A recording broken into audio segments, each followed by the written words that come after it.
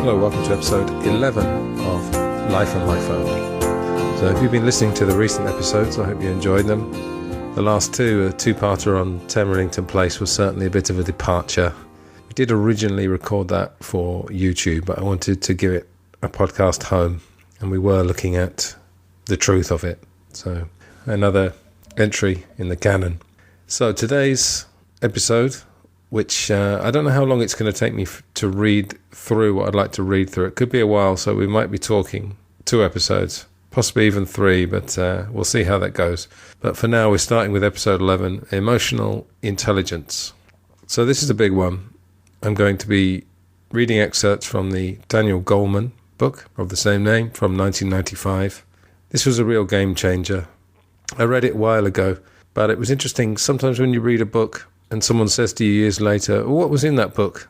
You can't actually bring any of it to mind. And that's what happened with me. And that's what actually motivated me, as well as the opportunity to talk about it on this podcast, to read the book again. Because I remembered it as an important book, but I couldn't recall any of it. Even though I believe that when we do read books, the knowledge still goes in there, even if you can't recall it on demand. But yes, I read it again about a month ago. So it's fairly fresh in my mind. It's been very hard to choose which sections. I sat down last night and I skimmed through the book. I was thinking I could probably read this whole book quite easily to you, but I want you to read it. I don't want you to use this as simply a shortcut. I've chosen some sections which I think are compelling. I'm going to try to keep my own commentary to a minimum, although inevitably I will have things to say, rather like with the meditation book. But yeah, I'm going to try and let the book speak for itself, he said, without too much confidence that that's going to happen. I'll do my best. The thing about this book is that if you do choose to read it, or if you've already read it, the stuff in it is not really that complicated. The stuff about the brain was quite detailed and quite technical, and there are some appendices at the back of the book about that and other things. That's the kind of knowledge that I personally find more difficult to absorb, but all the psychology stuff, and a lot of it is social situations, and it's not particularly complicated, but to have it all in one book collated together, and it's so important. Daniel Goleman has since written a book called Social Intelligence, which I haven't read, but I really feel that you could put social intelligence under the banner of emotional intelligence, and there are a lot of things in fact in this book which, like I say, are social situations. There's lots of practical advice in this book. It's not just telling you what the problem is. It's offering solutions, and it's backed up by multiple studies, which he cites in the book. So he's not just speculating. Inevitably, this book has been criticised, but I think there's a big political element to book and film criticism. Just a hearty recommendation for me, and I'll probably recommend it at the end of this rather epic reading of sections of it. So, emotional intelligence is otherwise known as EQ. Of course, you could call it EI, but clearly EQ is used to differentiate it from IQ, which is intelligence quotient. There are proponents of the idea that IQ is more important, or the only thing, in fact. There was one podcaster who was arguing that there was no evidence for EQ whatsoever, which I couldn't get on board with, because if you do read this book and if you're listening to this, you will surely find that a lot of the things cited in this book are very familiar. You may have experienced them yourself or witnessed these kind of things happening and seen the phenomena that are shown in this book. So anyway, IQ, I think, is quite important. I've never read The Bell Curve, which is the famous book about it, but I think it's quite possible for someone with a very high IQ to not be successful in life because they don't know how to manage people, they don't know how to manage situations, they can't control their responses. And in a sense, perhaps I'm evidence of that myself. In 1999, I was working in a company, and there was a gentleman who was leaving after, I think, 35 years with the company. He was a member of Mensa, and he put out an announcement to everyone in the company and said, I'm going to organise a free Mensa test for the first person to answer this puzzle I'm going to pose to you. So he said, exactly 2 p.m. or whenever it was, I'm going to send this puzzle. First person to reply And it was something that I was very good at. It was either words or numbers, I can't remember, but those were my strong areas at that time. So I replied first and got a free Mensa test and got into Mensa. But the interesting thing about that, Mensa is the high IQ society. But I'm not telling you that to boast. In fact, I'm going to almost argue the opposite, in that when you do a Mensa test, you have to get in the top either 1% or 2% on one of the two Mensa tests. So one of them I remember was, like I say, words and numbers. And it was about, you had to answer questions within 15 seconds or something in order to answer them all within the allotted time. And this was absolutely my domain. I was lapping all this up. But the second half of it, from memory, was something to do with shapes. It was one of those things where they said, they give you a shape, quite a complicated 3D shape, and they say, if I turn this 90 degrees, what will it look like? Something like that. And I was absolutely useless. I was probably in the bottom 10% for that part. But because I'd got in the top, whatever it was, the very high bracket on one of the two tests, I got into Mensa. But it did kind of show somewhat the limitations. Another example, this is not quite directly connected, but I did a music show once. I used to belong to the School of Economic Science in London, which is basically, it was philosophy school, really. And we gave a concert, and these two fellas did this amazing piano recital, and it was actually a comedy. It was one of those things where they would swap places. They're both sitting at the piano, and they'd swap places and manage to keep this piano thing going. And they were displaying incredible skill. And in the break, I just started busking a little bit of piano, and I have this kind of ragged, slightly improvised style. I learned a blues scale. I can play chords. I can make a pleasant noise, let's call it, on the piano. And one of the guys came up to me and said, oh, that was good. Yeah, I like that. And I said, well, yeah, but compared to what you can do. And he said, yeah, but were you improvising? And I said, yeah. And he said, yeah, nothing on that recital that we did was improvised at all. We just memorized the whole thing. And he said, if you gave me a piano and said, make something up, I wouldn't be able to. So it's the idea that I think you could learn to have a high IQ. Some people would say it's fixed, but one of the things in this book, which I like, which we'll get to later, is the idea that things aren't fixed and that you can change yourself, reinvent yourself, learn skills. And again, I was utterly unexceptional at school. I had a few particular skills, but I've been on myself an odyssey of more than a decade of self-education, which, again, is not always great for your social life, let's say, because basically my life has really done a complete 180. I don't want to get too personal about it because the episode's about this book rather than me, but I used to have a very, very, very active social life and not a very active intellectual life, let's call it. So I suppose that's been somewhat flipped in the last few years. So there's the strengths and weaknesses of that. Anyway, just to say that things are not what they seem. Someone can have an amazing aptitude at something, but perhaps not an ability to improvise. And if you put that into a social situation, I've known people who are clearly very, I'm going to say, intelligent in the popular sense of the word. Later on, I'm going to talk about multiple intelligences, which really turns that on its head. But, maybe they don't know how to improvise in a social situation, in a pressure situation, for example.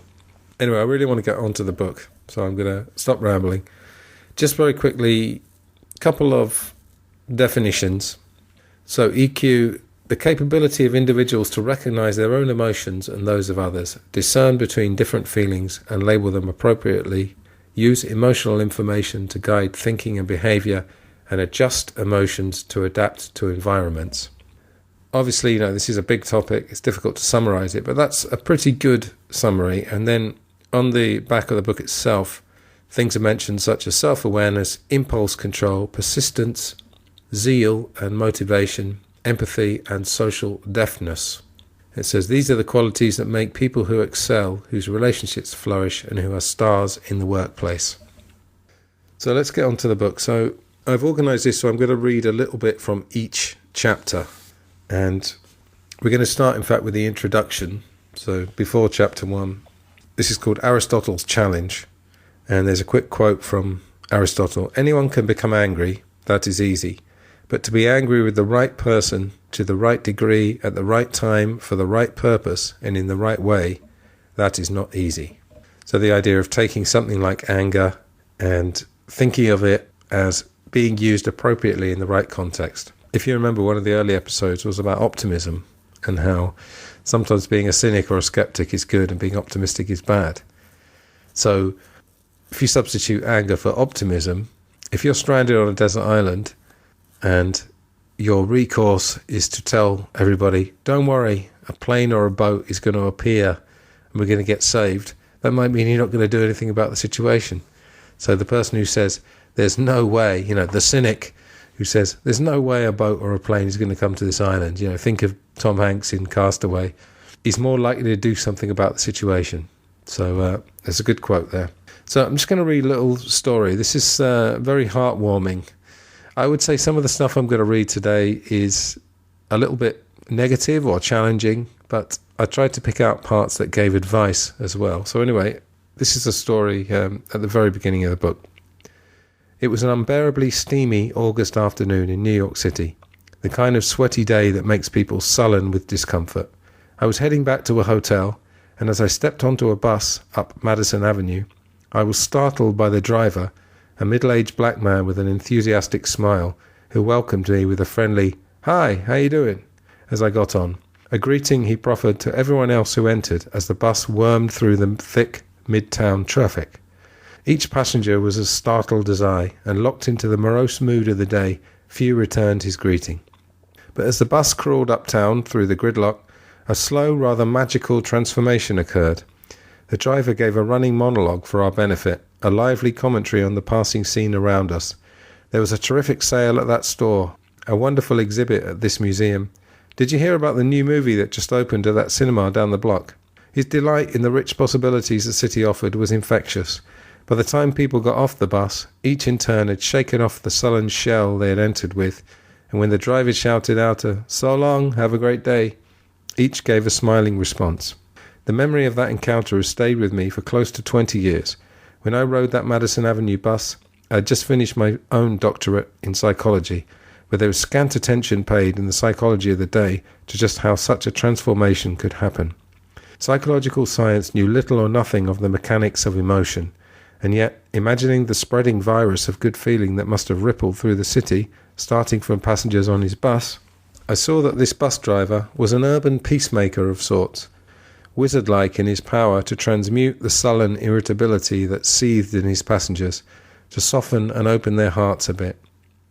And then he goes on, in stark contrast from items from this week's paper, and he talks about a child going on a rampage in school, a row between some teenagers to do with minor slights and acts of disrespect, a murder victim under 12, and then a German youth on trial for murdering women and girls in a fire he set while they slept, and he was part of a neo-Nazi group. Each day's news comes to us rife with such reports of the disintegration of civility and safety, an onslaught of mean-spirited impulse running amok. But the news simply reflects back to us on a larger scale a creeping sense of emotions out of control in our own lives and in those of the people around us. No one is insulated from this erratic tide of outburst and regret. It reaches into all of our lives in one way or another. And then he says later, this book is a guide to making sense of the senselessness. As a psychologist, and for the last decade as a journalist for the New York Times, I've been tracking the progress of our scientific understanding of the realm of the irrational. From that perch, I've been struck by two opposing trends, one portraying a growing calamity in our shared emotional life, the other offering some hopeful remedies. So that story of the bus driver interested me a lot because it's the idea that you can spread happiness, and without realizing it, you could infect, in a good way, thousands and thousands of people very, very quickly. It's the idea that if you told 3 people something, and then each one of them told 3 people, and then you multiply that, very, very quickly the whole world would know. It's quite amazing. I did the calculation. I can't remember off the top of my head, unfortunately, how long it would take. Tell 3 people, they tell 3 people. All of them tell 3 people. And something spreads very, very, very, very quickly. So thinking about interactions. Now, public transport is an interesting one because I would say, and also shops as well. Let's take shops, for example. I would say that 90% of interactions in shops, certainly in England, and I would say in other countries I've lived as well, are just generally reasonably pleasant. The shop assistant doesn't want to lose their job. They might like serving customers. I remember I was a manager of a shop once in London. I like dealing with the general public. 90% of interactions will be, hello, how are you? Do your transaction. You might say, have a good day, or you might say, thank you very much. And, it's reasonably pleasant. You might have one particular person. It was the lady who worked in a bakery in Madrid where I used to live, who just lifted my heart every time I went into that shop. And I'm sure she did that with other customers because she just had that extra, was it fake? Was it real? I don't know. It seemed pretty real to me. She would just have a big smile, and she was just very good at that. Conversely, in shops and in public transport, you'll often find people working there who are just useless with their people skills. Maybe they're jaded, perhaps. Maybe, you see too many members of the public, can drive you mad. And then you'd have an unpleasant interaction. And what I was kind of thinking about was that those unpleasant interactions really do impact your day. So something as silly as buying something from a shop or traveling on a bus or a train, we think that, we don't need someone's fake enthusiasm to say, oh, good morning, sir, and all that. But then perhaps we've been conditioned with that, because when you do have a sort of casual interaction, when you see someone who's working with the general public who doesn't really make any effort to be nice, maybe they're neutral, maybe they're a bit moody, it does make a difference. So think about that, the idea that you can spread happiness. The same way that, people who work in hospitality, like hotels, for example, they're terrified of customers, guests, saying that their hotel is terrible to their friends, because then they will pass it on to other people. And obviously nowadays you've got TripAdvisor and all these kind of websites. So the pressure is on to get good reviews. Could go on a tangent about the amazing Black Mirror episode called Nosedive, which I use in my English classes. The idea of the old social ratings, which we're now seeing in China. Anyway, that is for another day. And I'm 20 minutes in and I've barely started this book, so I'm already in trouble. Anyway, part 1 of the book is called The Emotional Brain. Chapter 1, What Are Emotions For? So there's a section called Our Two Minds. A friend was telling me about her divorce, a painful separation. Her husband had fallen in love with a younger woman at work and suddenly announced he was leaving to live with the other woman. Months of bitter wrangling over house, money and custody of the children followed. Now, some months later, she was saying that her independence was appealing to her, that she was happy to be on her own. I just don't think about him anymore. I really don't care, she said. As she said it, her eyes momentarily welled up with tears. That moment of teary eyes could easily pass unnoted. But the empathic understanding that someone's watering eyes means she is sad, despite her words to the contrary, is an act of comprehending just as surely as is distilling meaning from words on a printed page. One is an act of the emotional mind, the other of the rational mind. In a very real sense, we have two minds, one that thinks and one that feels. These two fundamentally different ways of knowing interact to construct our mental life. One, the rational mind, is the mode of comprehension we are typically conscious of, more prominent in awareness, thoughtful, able to ponder and reflect. But alongside that, there is another system of knowing, impulsive and powerful, if sometimes illogical, the emotional mind. The emotional-rational dichotomy approximates the folk distinction between heart and head. Knowing something is right in your heart is a different order of conviction, somehow a deeper kind of certainty than thinking so with your rational mind. There is a steady gradient in the ratio of rational to emotional control over the mind. The more intense the feeling, the more dominant the emotional mind becomes, and the more ineffectual the rational. And obviously there's a lot more about this, but a couple of things spring to mind, yeah. I would say one of the things about EQ that you could learn perhaps is to understand body language. So you can learn certain skills. Of course, the one that most people are interested in is to know, for a man, to know when a woman is attracted to you, but there's many, many other ones. And it's interesting to find with, for example, passive aggression, which I think is a relatively new idea, although it's already existed. It's the idea that someone could be smiling at you, but all their body language is telling you that they don't like you or you're a threat to them. I used to get this a lot in offices, and I learned to read it. So you can learn some basic skills of body language, but then you develop your emotional intelligence beyond that by using your own instincts. And then really the idea that most societies now favour the rational, although that's changing. I was going to point out that this book, as I said earlier, was written in 1995, but I think it's just, these things are so fundamental that, and I don't think they've necessarily improved. It's probably a case where we've gone, 2 steps forward and 1 step or even 2 steps back, so we've probably developed in some of these areas, but then society has got worse. We're going to talk later about how modernity, which seems a step forward, is perhaps a step back in other ways. Anyway, I think, pay attention to your emotional life and the emotional life of others, and perhaps see through the rational. The rational I see as the mask we wear, our ability to be a good adult. There's a child still in all of us, and you will see adults, including myself, giving childish reactions to things. So interesting that, as he said, that these two minds operate in tight harmony for the most part, intertwining their very different ways of knowing to guide us through the world. Ordinarily, there's a balance between emotional and rational minds, with emotion feeding into and informing the operations of the rational mind. The other thing he wrote about there was gut feelings. I know in my own mind, often I get a gut feeling, but it doesn't last very long, and it seems that my rational mind then takes over very quickly, almost not trusting. So you can almost see it, emotional and rational operating in tight harmony, but also competing with each other. And me being a musician, tight harmony makes me think of, being in bands and harmonizing with my bandmates and seeming in harmony with them. But there's a lot of competitiveness, passive aggression going on at the same time. So yeah, interesting stuff. Moving on to chapter 2. The chapter is entitled Anatomy of an Emotional Hijacking. I'm just giving you the chapter titles really to give you a flavour of the book. And this section is called The Seat of All Passion.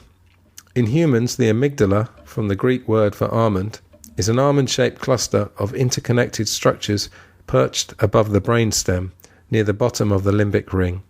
There are 2 amygdalas, one on each side of the brain, nestled towards the side of the head. The human amygdala is relatively large compared to that in any of our closest evolutionary cousins, the primates.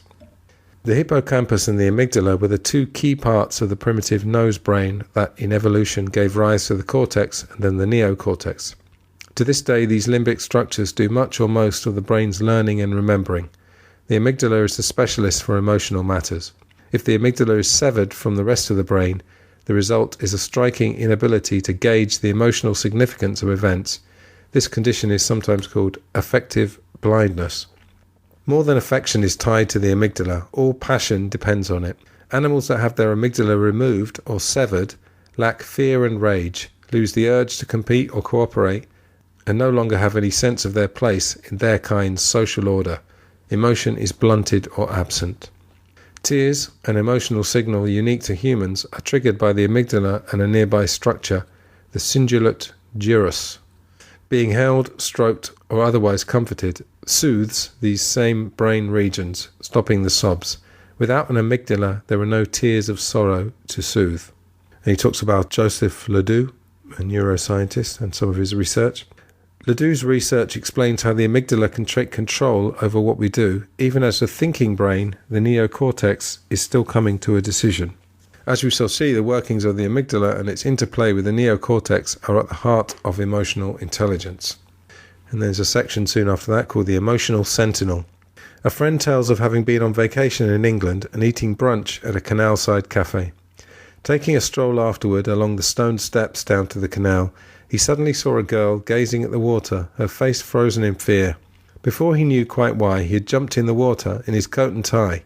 Only once he was in the water did he realise that the girl was staring in shock at a toddler who had fallen in, whom he was able to rescue.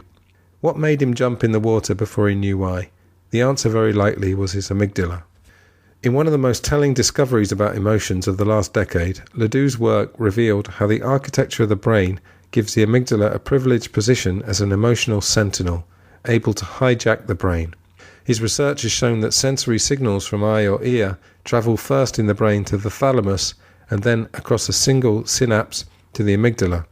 A second signal from the thalamus is routed to the neocortex, the thinking brain. This branching allows the amygdala to begin to respond before the neocortex, which mulls information through several levels of brain circuits before it fully perceives and finally initiates its more finely tailored response. So yeah, this is the section where it does get quite technical. I think it's worth just researching. It wouldn't take you very long. There are different parts of the brain and how they interact. Again, that story of the man jumping into the water, often, we might have that instinct, but then we'd say, oh, hang on, I'm going to look a fool if I jump in the water for no reason. Maybe everyone's going to laugh at me, everyone's going to think I'm strange. There's all kinds of social filters that this rational mind goes through, and it can hijack the emotional mind. So myself, I'm the kind of person who's going to tell you to trust your emotional mind, maybe over your rational mind, or, there's obviously, they can work in harmony, as he said, or in conjunction with each other. But very interesting. And in the same chapter, there's a section called Harmonizing Emotion and Thought. The connections between the amygdala and the neocortex are the hub of the battles or cooperative treaties struck between head and heart, thought and feeling. This circuitry explains why emotion is so crucial to effective thought, both in making wise decisions and in simply allowing us to think clearly. Take the power of emotions to disrupt thinking itself.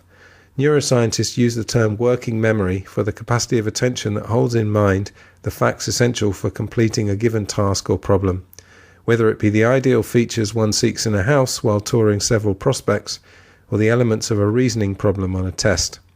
The prefrontal cortex is the brain region responsible for working memory, but circuits from the limbic brain to the prefrontal lobes mean that the signals of strong emotion, anxiety, anger and the like can create neural static, sabotaging the ability of the prefrontal lobe to maintain working memory. That is why, when we are emotionally upset, we say we just can't think straight, and why continual emotional distress can create deficits in a child's intellectual abilities, crippling the capacity to learn. I think there'll be sections later on where we talk about that. There's a thing called flooding, which I'll mention later. You need to take a step back, and that's where things like mindfulness can come in, because you've got these circuits of the brain, I'm going to try and make this as simple as possible, that interact with each other, but one can dominate the other one, and this is where the trouble can come. So your emotions can overwhelm your thinking. So if you take two extremes, you may have people, and I've met them myself, who have seemingly only a rational mind. They don't have any emotions almost. They're emotionally retarded. I don't mean retarded in the offensive sense, literally. Their emotions have been hijacked somehow. And then you get people who are all emotion. Some people might describe them as their life as a kind of a car crash, because it's just all emotions. They don't have that ability to step back and think rationally. So thankfully most of us are in the middle somewhere, and I think, it's not 50-50 split, but I think if you can spend your life juggling these two things and trying to get them to work together, I think it can be very beneficial to your life. I would love to read all of this, but we are going to have to move on. Part 2 of the book is called The Nature of Emotional Intelligence. Chapter 3 is called When Smart is Dumb. This section is called Emotional Intelligence and Destiny. I remember the fellow in my own class at Amherst College who had attained 5 perfect 800 scores on the SAT and other achievement tests he took before entering. Despite his formidable intellectual abilities, he spent most of his time hanging out, staying up late and missing classes by sleeping until noon. It took him almost 10 years to finally get his degree. IQ offers little to explain the different destinies of people with roughly equal promises, schooling and opportunity. When 95 Harvard students from the classes of the 1940s, a time when people with a wider spread of IQ were at Ivy League schools than is presently the case, were followed into middle age, the men with the highest test scores in college were not particularly successful compared to their lower scoring peers in terms of salary, productivity or status in their field. Nor did they have the greatest life satisfaction, nor the most happiness with friendships, family and romantic relationships. And then he talks about a similar follow-up in middle age, 450 boys, sons of immigrants, 2/3 from families on welfare who grew up in Somerville, Massachusetts, at the time a blighted slum, a few blocks from Harvard. A third had IQs below 90, but again, IQ had little relationship to how well they had done at work or in the rest of their lives. For instance, 7% of men with IQs under 80 were unemployed for 10 or more years, but so were 7% of men with IQs over 100. To be sure, there was a general link, as there always is, between IQ and socioeconomic level at age 47, but childhood abilities such as being able to handle frustrations, control emotions, and get on with other people made the greater difference. Next section is called A Different Kind of Intelligence. To the casual observer, 4-year-old Judy might seem like a wallflower among her more gregarious playmates. She hangs back from the action at playtime, staying on the margins of games rather than plunging into the centre. But Judy is actually a keen observer of the social politics of her preschool classroom, perhaps the most sophisticated of her playmates in her insights into the tides of feeling within the others. Her sophistication is not apparent until Judy's teacher gathers the 4-year-olds around to play what they call the classroom game. The classroom game, a dollhouse replica of Judy's own preschool classroom, with stick figures who have for heads small photos of the students and teachers, is a test of social perceptiveness. When Judy's teacher asks her to put each girl and boy in the part of the room they like to play in most, the art corner, the blocks corner, and so on, Judy does so with complete accuracy. And when asked to put each boy and girl with the children they like to play with most, Judy shows she can match best friends for the entire class. Judy's accuracy reveals that she has a perfect social map of her class, a level of perceptiveness exceptional for a 4-year-old. These are the skills that in later life might allow Judy to blossom into a star in any of the fields where people skills count, from sales and management to diplomacy. So yeah, very inspiring story there. It's a 4-year-old. Quite amazing. I want to mention my nephew, Philip. I might send this bit to him because I'm sure he'll like it. He's 17, I think, now. I should remember how old my nephews and nieces are. Generally, I do. Yeah, he's definitely 17. He's going to be 18 this year. Anyway, Philip has something that everyone in the family has recognised. My mother refers to it as seeming like he's been here before somehow. From a very early age, he displayed a lot of emotional intelligence. He had incredible impulse control for a young boy. And one thing I remember distinctly, I think he was about eight or 9, I'm going to say, and I took him swimming. And we got to the local swimming pool, and they told us, unfortunately, the lanes are not opening until midday. And that was about an hour from there. I think we got there about 11, let's say. And most children you would expect to, I don't know, start bawling, start crying or getting angry. And Philip just said to me very calmly, and I loved this, he said, should we go to the library and read for an hour? He was suggesting it to me. Like, it was almost like his way of saying, don't worry, Uncle Antony, we can go to the library. And we just sat calmly in the library reading a book together. It was amazing. And then we went swimming and had a great time. And his father's theory, which I think holds true, could be that just, Philip just came out of the womb special. But his father pointed to the fact that Philip has a very, very severe nut allergy. And he had an episode, in fact, when he was a baby. And when I say nut allergy, I'm not talking about even eating a whole peanut. If he eats a certain amount of any peanuts, or if there's any residue, if the factory where a different product was made, the old thing, warning, may contain nuts. If he has any exposure to that, his life is in danger. And I think that has had a strangely beneficial effect in that from the age of whatever it is, 4 or 5. He's had to be very vigilant about what he eats. And that's not normal for a 4 or 5-year-old child. Generally they just pick something up, put it in their mouth. Sometimes it's not even food, is it? Kids just pick up a small plastic toy and put it in their mouth sometimes. Moving on, same section.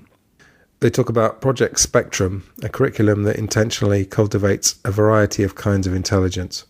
And it says the guiding visionary behind Project Spectrum is Howard Gardner, a psychologist at the Harvard School of Education.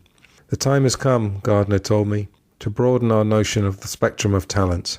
The single most important contribution education can make to a child's development is to help him toward a field where his talents best suit him, where he will be satisfied and competent.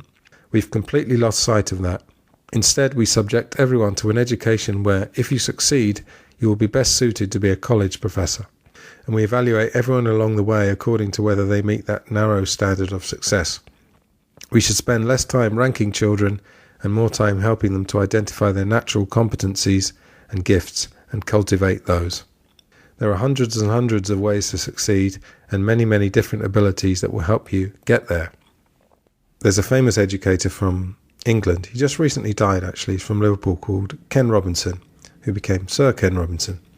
And TED Talks are another thing that I use in my English classes. I don't always agree. I think TED is quite rooted in the mainstream. I think the more radical ideas tend to be found in TEDx, which is an independent arm of the TED organization. Anyway, Ken Robinson has a couple of great TED Talks. A very famous one, the most famous, and apparently the TED Talk that's had the most views of all. Do Schools Kill Creativity? There's another one I've seen called How to Escape Education's Death Valley. I will put links to those in the show notes, 100%. The reason I mention that, not just because those are great TED Talks anyway, but he said, yes, the same thing. The education system is best designed for someone to become a college professor or university professor, as we say in England. Absolutely right, because what I'm going to get onto now, I'm going to take a little break from the book to talk about Howard Gardner's theory of multiple intelligences. Very, very important. Again, we'll put a link in the show notes. There's some discussion of how many of these intelligences. Gardner originally proposed 8, but then he added a 9th one, possible one called existentialist intelligence. But I'm going to deal with the 8. There's one that I find quite questionable, which I'll get to. Let's go through them very briefly. Number 1, visual spatial intelligence. People like this read and write for enjoyment, are good at putting puzzles together, interpret pictures, graphs, and charts well.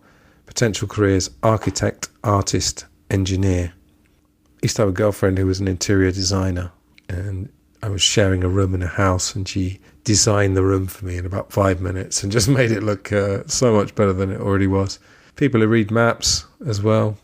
The example I always give is footballers. Footballers are generally thought to be not particularly intelligent. Again, what is intelligence? Not academic, I'd rather call that. But they often have a great vision. You know, there was a footballer called Paul Gascoigne, who everyone used to joke about was not the sharpest tool in the tool set, but he was visionary on the field because he used to play in centre midfield, which is known to be the most creative role in the team. And he'd be right in the middle of the field, and he'd have this great ability to sense who was around him. So he had great visual spatial intelligence. Number 2 is linguistic verbal intelligence. People who are able to use words well, both when writing and speaking. These individuals are typically very good at writing stories, memorizing information, and reading. I would say also giving speeches, giving TED Talks. It's a thing called the gift of the gab. So strengths: words, language, and writing. Potential careers: writer, journalist, lawyer, teacher. Number 3, logical mathematical intelligence. Good at reasoning, recognizing patterns, and logically analyzing problems. They're very good at mathematical operations as well. Problem-solving skills. Potential careers: scientist, mathematician, computer programmer, engineer, accountant, astronaut perhaps. Number 4, bodily kinesthetic intelligence. Strengths: physical movement, motor control. Have you ever seen a dancer? Someone who moves with incredible grace, either a professional dancer or someone even on a dance floor in a nightclub. John Travolta in Saturday Night Fever, for example. Yeah, good at dancing and sports, enjoy creating things with their hands, have excellent physical coordination. Dancer, builder, sculptor, actor. Musical intelligence. This is a strange one for me because I'm a musician myself, but as with the story I was telling earlier about the guy who played the piano, you would probably say he has strong musical intelligence, but if you don't have an ability to improvise and to feel the music, and if you're just very, very good at learning, let's say you learned Beethoven's Ninth, which runs for apparently 70 minutes if you do the full version, you could memorize that, and then that's a different type of intelligence, which is to do with memorizing. Anyway, people with musical intelligence enjoy singing and playing musical instruments, recognize musical patterns and tones easily, remember songs and melodies, have a rich understanding of musical structure, rhythm and notes. Subject close to my heart, the Beatles. If you take Paul McCartney, If you give him the actual music to Yesterday, he wouldn't recognize it as Yesterday, but he knows the chords and he's learned many, many musical tricks, and he's developed, or had originally, a great musical instinct. Career choices: musician, composer, singer, music teacher, conductor. Now, perhaps the two that relate most closely to emotional intelligence: interpersonal intelligence. People who are good at understanding and interacting with other people, skilled at assessing the emotions, motivations, desires, and intentions of those around them. Very interesting there, intentions. This kind of person would be very good at negotiating office politics, for example. They communicate well verbally, skilled at non-verbal communication, so that's the body language I was talking about earlier. See situations from different perspectives, create positive relationships with others, resolve conflicts in group settings. Potential careers: psychologist, philosopher, counsellor, salesperson, politician, and life coach, perhaps. Now, interestingly, my brief for Life and Life Only is to look at inner and outer truth. But the problem is that in life, the truth will often get lost. Or perhaps a different truth will be that you have to negotiate situations, as I said, in an office, for example, and you have to play a certain game. So as much as you like truth and being natural and being true to yourself and all that good stuff, which I totally agree with, you also have to learn to play the game. And that's what emotional intelligence is. So it could be that to negotiate this, you have to be fake at certain times. Now, I think it's exhausting, and I don't think it's good for your soul to be fake all the time. Absolutely not. But it's worth remembering that as much as it's great to be natural and truthful, you have to also be canny at certain times. The one that I think complements number 6 is number 7, intrapersonal intelligence. Good at being aware of your own emotional states, feelings and motivations. Tend to enjoy self-reflection and analysis, including daydreaming, exploring relationships with others, and assessing their personal strengths. They analyse their strengths and weaknesses well, enjoy analysing theories and ideas, have excellent self-awareness, understand the basis for his or her own motivations and feelings. Potential careers: philosopher, writer, theorist, scientist. Interesting. That would be a certain type of science. I'd say that would be much more to do with social sciences rather than natural sciences. So yes, know thyself is a very, very famous quote, and also the name of one of these chapters. And a lot of the battle to increase your intrapersonal intelligence is to do with the ego. Now again, I've got so much to read here, and I'm already miles behind my loose schedule that I started with. But there's all kinds of great videos, and there's books and texts and essays about the ego. It really is fundamental. You've got to cultivate a relationship with your ego, recognize it, recognize if it's particularly large or particularly fragile. And there's a great deal of self-acknowledgement, acknowledgement of your darker sides, of your weaknesses, that is involved with intrapersonal intelligence. Now the final one, I think the one that is the shakiest really, is naturalistic intelligence.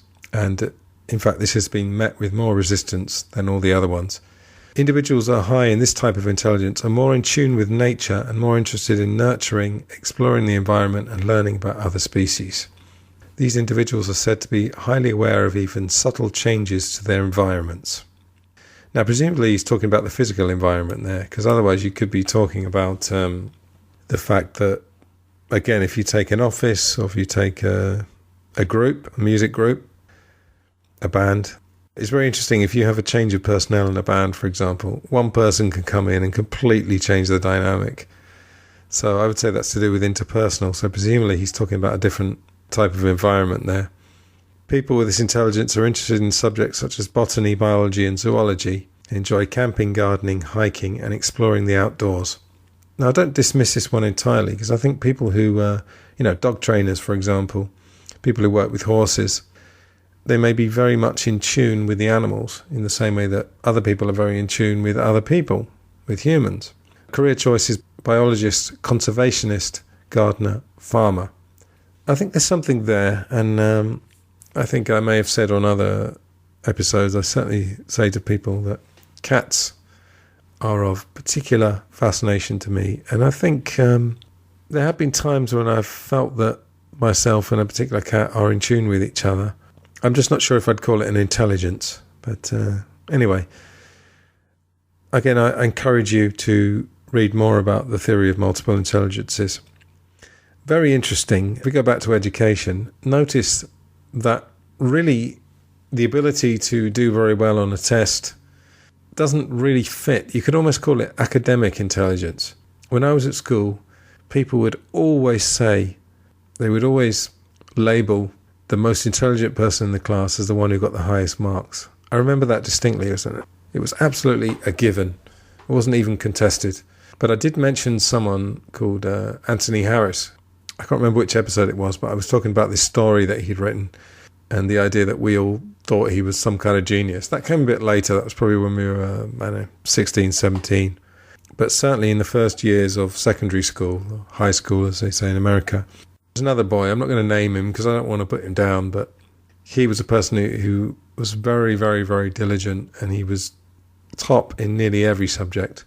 But when you talked to him, he didn't really have anything particularly insightful or creative or interesting opinions about things. He was just a very, very good student, and I'm sure he's been very, very successful, and good luck to him. I don't want to knock him for that.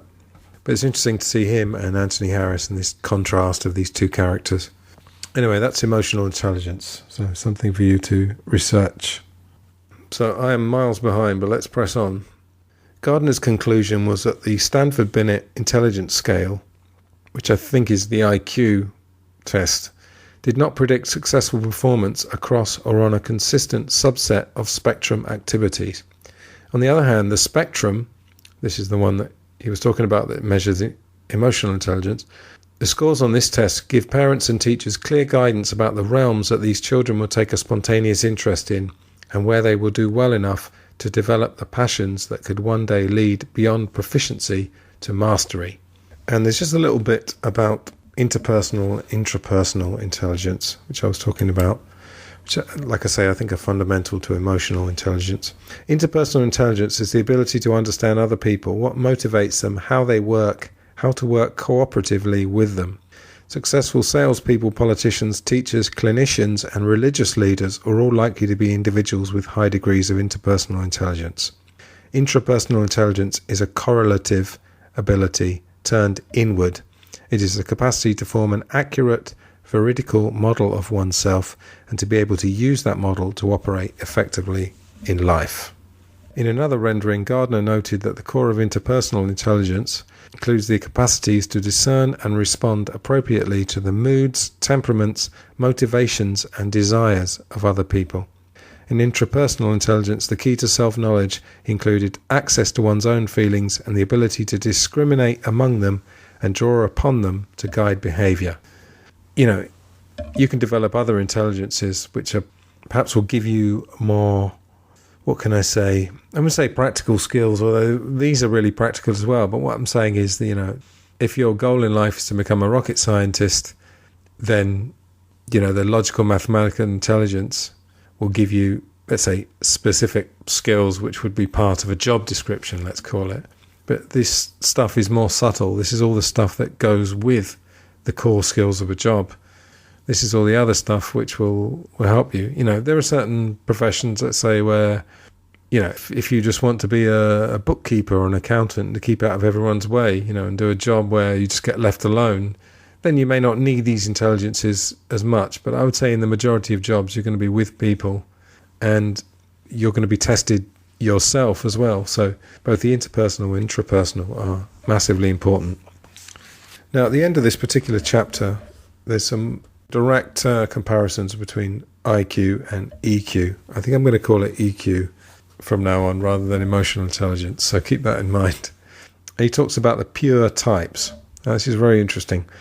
IQ and EQ are not opposing competencies, but rather separate ones. We all mix intellect and emotional acuity. People with a high IQ but low EQ, or vice versa, are, despite the stereotypes, relatively rare. Indeed, there is a slight correlation between IQ and some aspects of EQ, though small enough to make clear these are largely independent entities. Unlike the familiar test for IQ, there is as yet no single paper and pencil test that yields an emotional intelligence score, and there may never be one. Although there is ample research on each of its components, some of them, such as empathy, are best tested by sampling a person's actual ability at the task, for example by having them read a person's feelings from a video of their facial expressions. Still, using a measure for what he calls ego resilience, which is quite similar to emotional intelligence, Jack Block, a psychologist at the University of California at Berkeley, has made a comparison of two theoretical pure types. The high IQ pure type is almost a caricature of the intellectual, adept in the realm of mind, but inept in the personal world. The profiles differ slightly for men and women. The high IQ male is typified, no surprise, by a wide range of intellectual interests and abilities. He is ambitious and productive, predictable and dogged, and untroubled by concerns about himself. He also tends to be critical and condescending, fastidious and inhibited, uneasy with sexuality and sensual experience, unexpressive and detached, and emotionally bland and cold. By contrast, men who are high in emotional intelligence are socially poised, outgoing and cheerful, not prone to fearfulness or worried rumination. They have a notable capacity for commitment to people or causes, for taking responsibility, and for having an ethical outlook. They are sympathetic and caring in their relationships. Their emotional life is rich but appropriate. They are comfortable with themselves, others, and the social universe they live in. Looking at women now, purely high IQ women have the expected intellectual confidence, are fluent in expressing their thoughts, value intellectual matters, and have a wide range of intellectual and aesthetic interests. They also tend to be introspective, prone to anxiety, rumination, and guilt, and hesitate to express their anger openly, though they do so indirectly. Emotionally intelligent women, by contrast, tend to be assertive and express their feelings directly and to feel positive about themselves. Life holds meaning for them. Like the men, they are outgoing and gregarious and express their feelings appropriately, rather than, say, in outbursts they later regret. They adapt well to stress. Their social poise lets them easily reach out to new people. They are comfortable enough with themselves to be playful, spontaneous, and open to sensual experience. Unlike the women purely high in IQ, they rarely feel anxious or guilty or sink into rumination.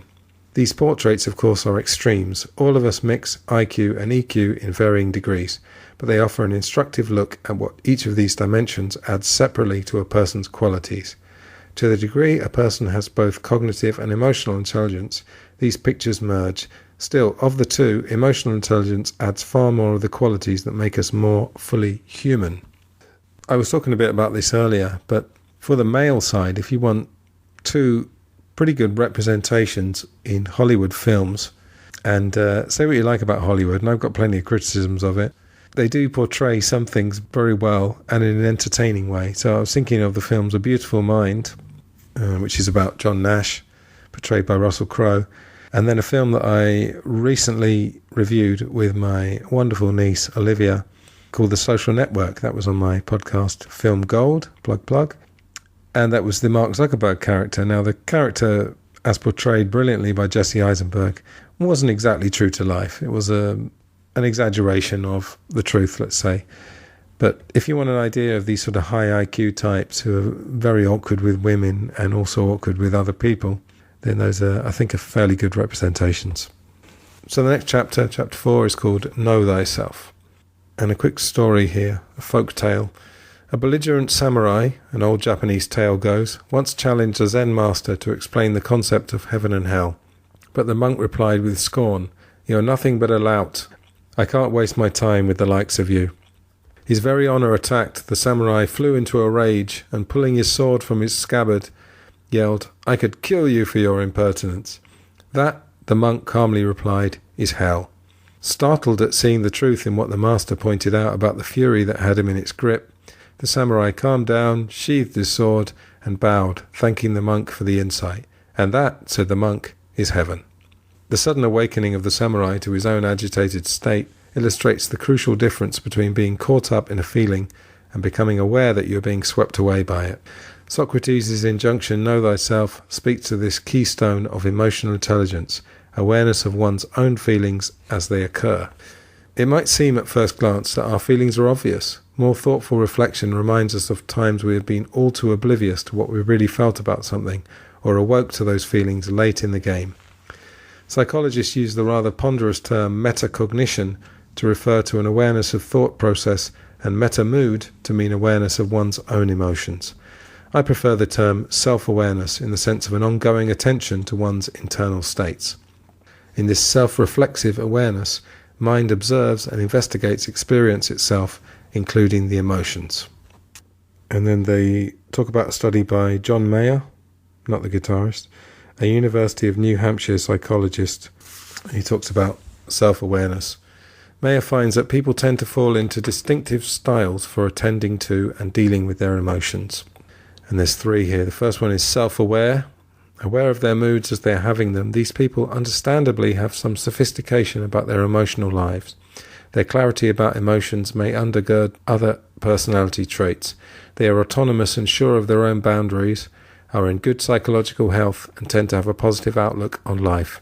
When they get into a bad mood, they don't ruminate and obsess about it, and are able to get out of it sooner. In short, their mindfulness helps them manage their emotions. And I refer you back to the episodes on meditation, episodes 4 and 5 of the podcast. The second one is engulfed. These are people who often feel swamped by their emotions and helpless to escape them, as though their moods have taken charge. They are mercurial and not very aware of their feelings, so that they are lost in them rather than having some perspective. As a result, they do little to try to escape bad moods, feeling that they have no control over their emotional life. They often feel overwhelmed and emotionally out of control. The third one is accepting. While these people are often clear about what they are feeling, they also tend to be accepting of their moods, and so don't try to change them. There seem to be two branches of the accepting type: those who are usually in good moods and so have little motivation to change them, and people who, despite their clarity about their moods, are susceptible to bad ones but accept them with a laissez-faire attitude, doing nothing to change them despite their distress. A pattern found among, say, depressed people who are resigned to their despair. And this brings to mind what I was saying earlier about how it is nice to be natural and to be truthful. But again, I've known people who would just say, well, this is my mood. I've woken up in a bad mood. I need to be, quote unquote, true to myself. And essentially they just submit to that. Whereas I've talked on previous episodes about how you can easily cheat your moods. You know, you can't cheat a long-term depression. But one of the things that, again, I've talked about is the idea that a lot of what we call depression is just a depressive mood. But you can cheat your moods. You know, watch a comedy program. Watch, I don't know, the Marx Brothers, Laurel and Hardy, Alan Partridge, Fawlty Towers. Watch that for 10 minutes and see how quickly you can snap out of your moods. And the point I made when I previously talked about this is that it seems like cheating, but fine. You know, what it means is that the mood that you're in at that time perhaps isn't really depression. It's just a depressed state. At the same time, you know, if you have chronic depression, you need to take steps to do that. You can't just accept it. So it's interesting. You might want to think about which of those three camps that you might be in. Perhaps you're in a combination of the three, but reaction to stress and moods can tell you a lot about somebody and yourself. Now we have an interesting story, a section called The Man Without Feelings. Gary infuriated his fiancée Ellen because even though he was intelligent, thoughtful and a successful surgeon, Gary was emotionally flat, completely unresponsive to any and all shows of feeling. While Gary could speak brilliantly of science and art, when it came to his feelings, even for Ellen, he fell silent. Try as she might to elicit some passion from him, Gary was impassive, oblivious. I don't naturally express my feelings, Gary told the therapist he saw at Ellen's insistence. When it came to emotional life, he added, I don't know what to talk about. I have no strong feelings, either positive or negative. And it talks about how other people in his life were very frustrated by this in Gary. There is a name that's been given to this, alexithymia, from the Greek a for lack, lexis for word, and themos for emotion. Such people lack words for their feelings. Indeed, they seem to lack feelings altogether, although this may actually be because of their inability to express emotion rather than an absence of emotion altogether. What's more, they have trouble discriminating among emotions as well as between emotion and bodily sensation, so that they may tell of having butterflies in the stomach, palpitations, sweating and dizziness, but they would not know they are feeling anxious. So again, what's been called recently is owning your feelings and owning your actions as well. So again, it all comes down to the ability to at least try to be aware of your feelings and to identify and to own them. Going back to alexithemics, it's not that they never feel, but they are unable to know, and especially unable to put into words precisely what their feelings are. They are utterly lacking in the fundamental skill of emotional intelligence, namely self-awareness, knowing what we are feeling as emotions roil within us. And here we get back to the idea of the brain. While no one can yet say for sure what causes alexithymia, Dr. Peter Sifnius, who coined the term, proposes a disconnection between the limbic system and the neocortex, particularly its verbal centers, which fits well with what we are learning about the emotional brain. Patients with severe seizures who had that connection surgically severed to relieve their symptoms become emotionally flat, like people with alexithymia, unable to put their feelings into words and suddenly devoid of fantasy life. In short, though the circuits of the emotional brain may react with feelings, the neocortex is not able to sort out these feelings and add the nuance of language to them. As Henry Roth observed in his novel Call It Sleep about this power of language, if you could put words to what you felt, it was yours. The corollary, of course, is the alexithemic's dilemma. Having no words for feelings means not making the feelings your own. Self-awareness is fundamental to psychological insight. This is the faculty that much of psychotherapy means to strengthen. Indeed, Howard Gardner's model for intrapsychic intelligence is Sigmund Freud, the great mapper of the psyche's secret dynamics. As Freud made clear, much of emotional life is unconscious. Feelings that stir within us do not always cross the threshold into awareness. Empirical verification of this psychological axiom comes, for instance, from experiments on unconscious emotions, such as the remarkable finding that people form definite likings for things they do not even realize they have seen before. Any emotion can be, and often is, unconscious. Now, I'm not a huge Freudian. I think there's definitely something in what he said.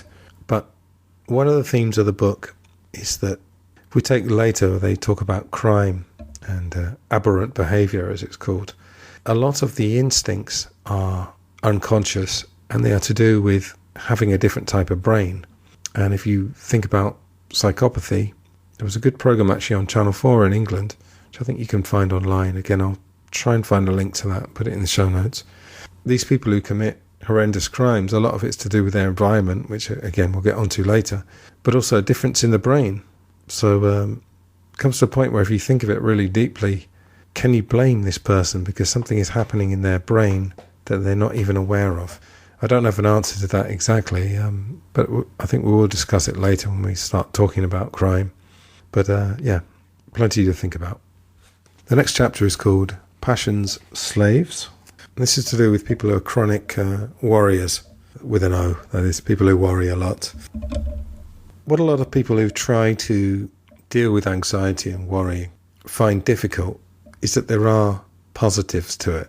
And one of the things that's said in the book here talks about a partial payoff from worrying that's highly reinforcing to the habit. There is, it seems, something positive in worries.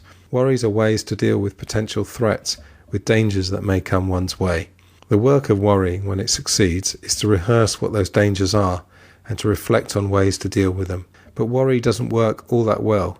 New solutions and fresh ways of seeing a problem do not typically come from worrying, especially chronic worry.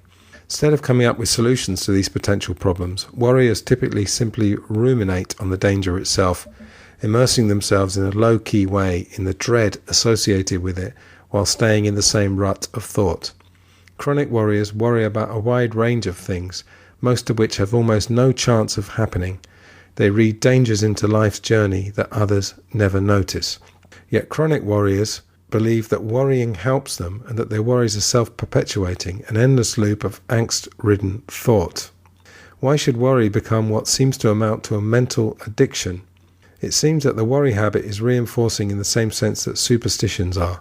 Since people worry about many things that have a very low probability of actually occurring, such as a loved one dying in a plane crash or going bankrupt, there is to the primitive limbic brain at least something magical about it.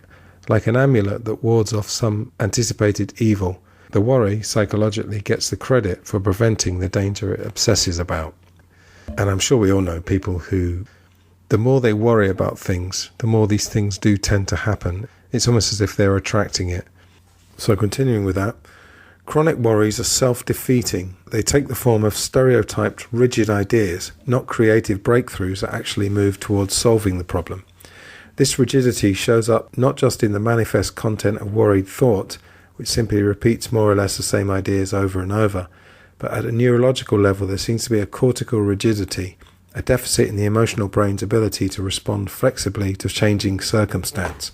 In short, chronic worry works in some ways, but not in other, more consequential ones. It eases some anxiety, but never solves the problem. If we take our desert island example, as we were saying earlier, you should worry if you're stranded on a desert island, but if you just spend all day ruminating, worrying, what's going to happen, you have to realize that it's not serving any practical purpose. It's using a lot of your energy in the form of nervous energy, which again, perhaps worrying and anxiety creates adrenaline. That's why it maybe becomes addictive, but it's not actually helping you because, like you say, it's just a rigid idea. It's no creativity really involved in worrying. Or if there is, then I wouldn't call it worrying. I'd call it trying to solve a problem. So if you are a person who's worried or anxious, but perhaps not to a really chronic or high level, but just someone who has a tendency towards that in your everyday life, then think to yourself, is it actually serving me? Or is it just taking away my energy without offering any practical or creative solution to my apparent dilemma? Now we get on to melancholy and depression. One of the main determinants of whether a depressed mood will persist or lift is the degree to which people ruminate. Worrying about what's depressing us makes the depression all the more intense and prolonged. In depression, worry takes several forms, all focusing on one aspect of the depression itself. How tired we feel, how little energy or motivation we have, for instance, or how little work we're getting done. Typically, none of this reflection is accompanied by any concrete course of action that might alleviate the problem. So that's really a reiteration of what we were saying just before. Depressed people sometimes justify this kind of rumination by saying they are trying to understand themselves better. In fact, they are priming the feelings of sadness without taking any steps that might actually lift their mood. So again, you're perpetuating it. If you lie in bed all day thinking about your depression, in a sense, you're just feeding it. You're indulging yourself. Again, as with anxiety, if you have a long-term chronic depression, therapy and other practical steps. I'm not a great proponent of medication, but I do understand that in certain cases it can have magical effects. I think there's some talk of that later in the book, so we'll get to it then. So the idea of rumination is essentially creating conditions that are more depressing. A darkened room, no social contact is, like I say, feeding the depression. So in terms of solutions to this, so cognitive therapy aimed at changing these thought patterns has been found in some studies to be on a par with medication for treating mild clinical depression and superior to medication in preventing the return of mild depression. Two strategies are particularly effective in the battle. One is to learn to challenge the thoughts at the centre of rumination, to question the validity and think of more positive alternatives. The other is to purposely schedule pleasant, distracting events. So CBT, cognitive behavioural therapy. I've got so much to cover here, I'm not going to talk about that now, but again, something to definitely research. A member of my family's had that, in fact, and they said it was very beneficial. So on distraction, one reason distraction works is that depressing thoughts are automatic, intruding on one's state of mind unbidden. Even when depressed people try to suppress their depressing thoughts, they often cannot come up with better alternatives. Once a depressive tide of thought has started, it has a powerful magnetic effect on the train of association. The tendency for depression to perpetuate itself shades even the kinds of distractions people choose. When depressed people were given a list of upbeat or ponderous ways to get their minds off something sad, they picked more of the melancholy activities. Richard Wenzlaff, the University of Texas psychologist who did these studies, concludes that people who are already depressed need to make a special effort to get their attention on something that is completely upbeat, being careful not to inadvertently choose something such as a tearjerker movie or a tragic novel that will drag their mood down again. And I've had some experience of that myself. I've had, I would say, depressive moods rather than depression, and I've sort of piled it on. I've been turned on, you might say, by watching a terribly tragic film, like a war film or something like that. I don't tend to the tear-jerking option there, but, tragedy. My justification to myself was that so much of life is to do with tragedy. Someone once said life is a tragicomedy. I'd probably go along with that if I was going to give life a genre. And I often used to get confused between stimulation in terms of just stimulating my senses and actually trying to lift my mood. So my mood was very much enhanced by depressing and tragic things, but it obviously wasn't helping the mood. They talk about various things such as crying, but they say about crying, while it can sometimes break a spell of sadness, it can also leave the person still obsessing about the reasons for despair. The idea of a, quote, good cry is misleading. Crying that reinforces rumination only prolongs the misery.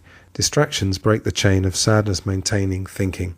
To shake garden variety sadness, which is this kind of low-level sadness I was talking about, many people reported turning to distractions such as reading, TV and movies, video games and puzzles, sleeping, and daydreams such as planning a fantasy vacation. Some of the most effective distractions are ones that will shift your mood: an exciting sporting event, a funny movie, an uplifting book. A note of caution: some distractors in themselves can perpetuate depression. Studies of heavy TV watchers have found that after watching TV they're generally more depressed than before they started. Just to make the point that when I stopped watching TV, my life did change for the better. I still watch things on screens, but it's this idea of just having the TV on all day and planting yourself in front of it and just absorbing whatever's there. And then I think in a way then you are being literally programmed. That's why they're called TV programs, apparently. Aerobic exercise is one of the most effective ways for lifting mild depression as well as other bad moods. The caveat being that mood-lifting benefits of exercise work best for the lazy, those who usually do not work out very much. For those with a daily exercise routine, whatever mood-changing benefits it offers were probably strongest when they first took up the exercise habit. In fact, for habitual exercisers, there is a reverse effect on mood. They start to feel bad on those days when they skip their workout. Exercise seems to work well because it changes the physiological state the mood evokes. Depression is a low arousal state, and aerobics pitches the body into high arousal. By the same token, relaxation techniques, which put the body into a low arousal state, work well for anxiety, a high arousal state, but not so well for depression. Each of these approaches seems to work to break the cycle of depression or anxiety because it pitches the brain into a level of activity incompatible with the emotional state that has had it in its grip. So to summarize that last bit, depression is low arousal, so you should exercise, so you're in high arousal. If you're in high arousal, so very anxious, very manic, then relaxation techniques will help. Again, meditation, can't recommend it enough. Episodes 4 and 5.